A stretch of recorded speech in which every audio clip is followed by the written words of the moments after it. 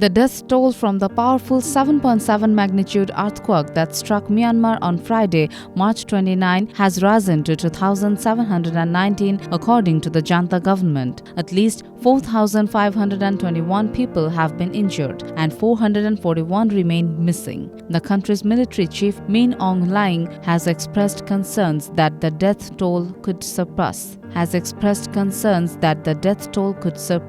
3,000. The worst affected regions, Mandalay and Sagaing, are undergoing rescue operations, with many still feared trapped under the rubble.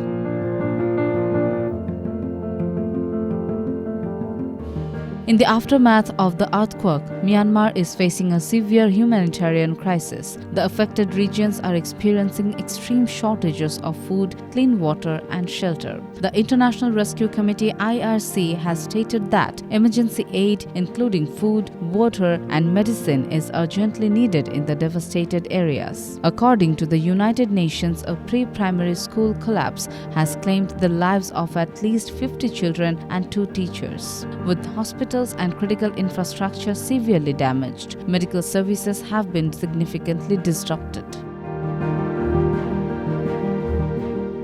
In memory of the earthquake victims, Myanmar has declared a week of national mourning, which will continue until April 6. On Tuesday at 12:51 p.m. local time, a minute of silence was observed in honor of the deceased. The junta government has appealed for international assistance, prompting Bangladesh, China, Thailand, and other countries to send humanitarian aid. Bangladesh has dispatched a 55-member rescue and medical team carrying essential medicines, dry food, and shelter materials. If immediate global aid is not provided, Myanmar's humanitarian crisis is expected to worsen further.